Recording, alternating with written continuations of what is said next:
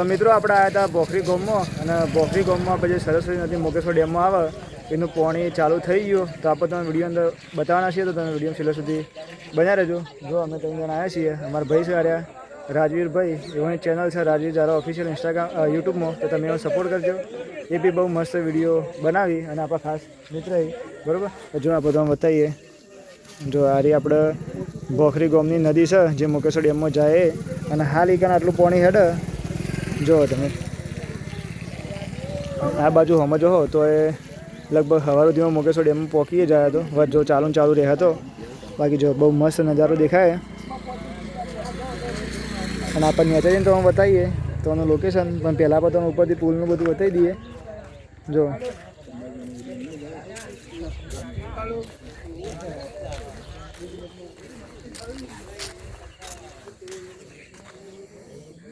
આ બાજુના ભાગમાં આટલું પાણી હેડે હાલ।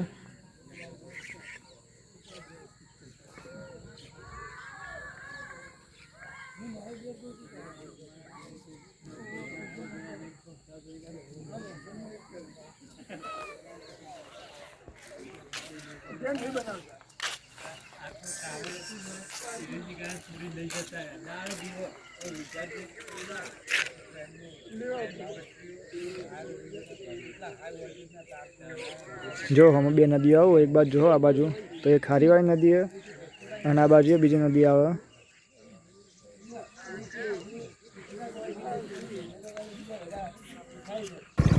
જો મિત્રો આપણે હજી જઈએ છીએ પુલના નેચરના ભાગમાં અને ત્યાંથી આપણે તમારે નદીનું લોકેશન બતાવીએ કે જેટલું પાણી આવે।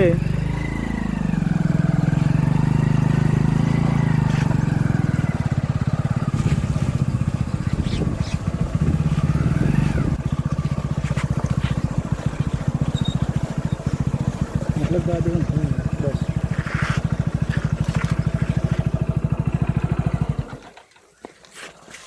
જો આપણે ભોય આવી જઈએ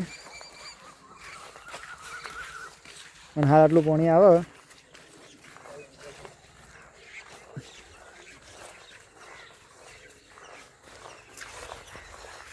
જો કે હાલ તો માપનું જ પાણી આવે, પણ જો વરસાદ થયો એવો ને બીજો થાય તો પાણીનો આવરો ચાલુ રહે।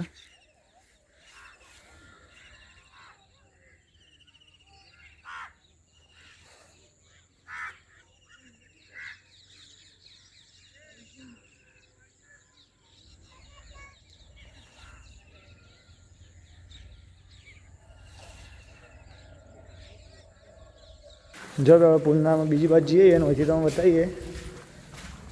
જો બે ભાગ પડે છે જો આમાં તો જો ભાઈ આપણે પુલથી ખાસા સીધા આવી જઈએ।